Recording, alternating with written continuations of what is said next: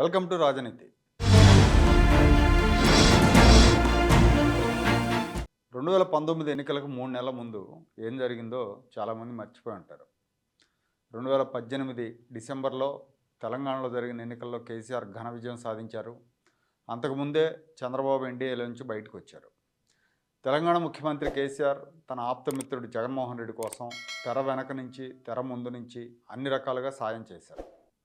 శ్రీనివాస్ యాదవ్ లాంటి మంత్రులను ఆంధ్రాకు పంపించి కులాలను రెచ్చగొట్టారు.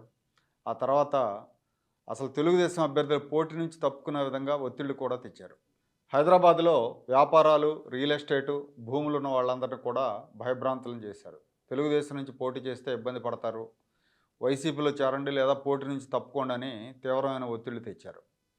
తెలుగుదేశం పార్టీలో ఒక రకమైన అభద్రత ఏర్పడే విధంగా వీళ్ళు ఒత్తిళ్లు చేశారు. ఎప్పుడు ఏ నాయకుడు పార్టీ మారతాడో, బరి నుంచి తప్పుకుంటాడో అన్న వాతావరణాన్ని క్రియేట్ చేశారు.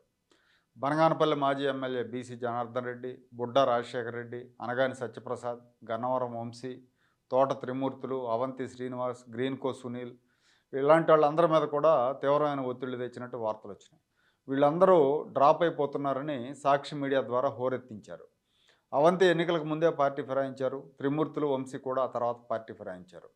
శ్రీనివాస్ యాదవ్ తన వియ్యంకుడైన టీడీపీ నాయకుడైన సుధాకర్ యాదవ్ మీద కూడా పార్టీ మారాలని ఒత్తిడి తెచ్చారు. ఒక రకంగా చెప్పాలంటే తెలుగుదేశం పార్టీ క్యాడర్ ఎన్నికలకు ముందే అభద్రతకు లోనయ్యే విధంగా వ్యవహరించారు. ఇప్పుడు 5 ఏళ్ల తర్వాత కేసీఆర్, జగన్లను కర్మ వెంటాడుతోంది. గత డిసెంబర్లో జరిగిన ఎన్నికల్లో కేసీఆర్ ఓటమి పాలవడంతో ఆయన కష్టాలు మొదలయ్యాయి. లోక్సభ ఎన్నికల్లో 2 సీట్లకు మించి రావని సర్వేలు చెప్తున్నాయి. ఎన్నికల తర్వాత ఎమ్మెల్యేలు గోడలు దూకుతారన్న వార్తలు వస్తున్నాయి.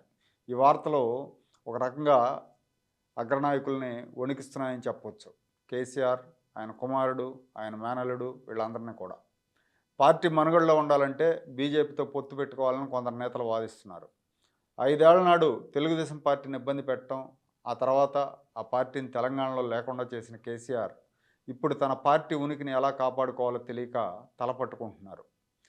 ఇక జగన్మోహన్ రెడ్డి కథ కూడా ఇలాగే ఉంది. 5 ఏళ్ల నాడు తెలుగుదేశం నాయకులు ఎన్నికలకు దూరంగా ఉండాలని తెలంగాణ ప్రభుత్వం నుంచి, కేంద్రం నుంచి ఒత్తిళ్లు తెచ్చిన జగన్మోహన్ రెడ్డి పరిస్థితి ఇప్పుడు తిరగబడింది. అప్పుడు తెలుగుదేశానికి సరైన సమర్థులైన అభ్యర్థులు దొరకకుండా ప్రయత్నాలు చేశారు, అందులో కొంత సఫలీకృతులయ్యారు. ఇప్పుడు జగన్ పరిస్థితి అంతకంటే దారుణంగా తయారైంది. సరైన ఎంపీ, ఎమ్మెల్యే అభ్యర్థులు దొరక్క మ్యూజికల్ చైర్స్ ఆట ఆడుతున్నాడు. అభ్యర్థులను జంబ్లింగ్ చేస్తున్నాడు. ఎంపీ స్థానాలకు సరైన అభ్యర్థులు కనుచూపు మేరలో కనిపించట్లేదు. లావు కృష్ణదేవరాయలు, మాగుండి శ్రీనివాసరెడ్డి, వేమిరెడ్డి ప్రభాకర్ రెడ్డి, వల్లభనేని బాలశౌరి, సంజీవ్ కుమార్ లాంటి ఎంపీలందరూ కూడా వైసీపీకి టాటా చెప్పేశారు. ఆదాల ప్రభాకర్ రెడ్డి కూడా అదే బాటలో ఉన్నాడు. Eluru MP Kotagiri Sridhar, Visakha MP MVV Satyanarayana పోటీ చేయమని బరిలోంచి తప్పుకున్నారు. గుంటూరు నుంచి పోటీ చేయించాలని తీసుకొచ్చిన అంబటి రాయుడు పారిపోయాడు. ఉమ్మారెడ్డి తనయుడు ఉమ్మారెడ్డి వెంకటరమణ కూడా కాడి కింద పడేసి చేతులు ఎత్తేశాడు. తిరుపతి ఎంపీ స్థానంలో ఎమ్మెల్యే కోనేటి ఆదిమూలాన్ని నిలబెడదామంటే ఆయన కూడా చీకొట్టేశారు. గ్రీన్కో కంపెనీ చలమలశెట్టి సునీల్ను బలవంతంగా కాకినాడలో బరిలో దింపారు. వ్యాపారాలు ఉన్నాయి కాబట్టి సునీల్ అయిష్టంగానే ఒప్పుకున్నాడని చెప్తున్నారు. చివరకు తమ్ముడు అవినాష్ రెడ్డి, సహచరుడు మిథున్ రెడ్డి మినహా ఈయన వెనకాల బరిలో నిలిచే ఎంపీలు ఎవరూ కనిపించట్లేదు. జగన్ పరిస్థితి ఎంత దయనీయంగా తయారైందంటే చీకొట్టి వెళ్ళిన ఆళ్ళ రామకృష్ణారెడ్డిని మళ్ళీ హక్కును చేర్చుకున్నాడు. గుంటూరు నుంచి పార్లమెంటుకు పోటీ చేయమని ఆర్కేని అడుగుతుంటే తనకు సత్తెనపల్లి అసెంబ్లీ టికెట్ ఇవ్వాలని ఆయన డిమాండ్ చేస్తున్నాడు. రాజమండ్రి ఎంపీ మార్గాని భరత్ కూడా ఎమ్మెల్యేగా వెళ్తానంటున్నాడు. చుక్కానితో చూసినా కూడా సరైన ఎంపీ అభ్యర్థులు కనిపించట్లేదు. మరో పక్కన ప్రతిపక్ష తెలుగుదేశం పార్టీ నుంచి పోటీ చేసేందుకు అన్ని రకాలుగా బలమైన అభ్యర్థులు బరిలోకి దిగుతున్నారు. నెల్లూరు నుంచి వేమిరెడ్డి ప్రభాకర్ రెడ్డి, ఒంగోలు నుంచి దాదాపుగా మాగుంట పేరే ఖరారు కావచ్చు, మాగుంట శ్రీనివాసరెడ్డి, గుంటూరు నుంచి డాక్టర్ పెమ్మసాని చంద్రశేఖర్, నరసరావుపేట నుంచి లావు కృష్ణదేవరాయలు, విజయవాడ నుంచి కేసినేని శివనాథ్, విశాఖపట్నం నుంచి భరత్ ఇలాంటి గట్టిగా ఆర్థికంగా అన్ని రకాలుగా బలంగా ఉన్న అభ్యర్థులు పోటీ చేయబోతున్నారు. జనసేన కూడా బలమైన అభ్యర్థులను రంగంలోకి దింపుతోంది. వైసీపీకి మాత్రం సరైన ఎంపీ అభ్యర్థులు దొరక్క అన్వేషణ కొనసాగిస్తూనే ఉన్నారు. ఎవరూ పోటీ చేయడానికి ముందుకు రావట్లేదు.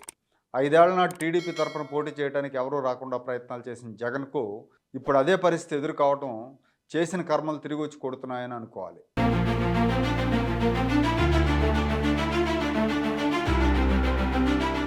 Like, share and subscribe to Rajaniti channel.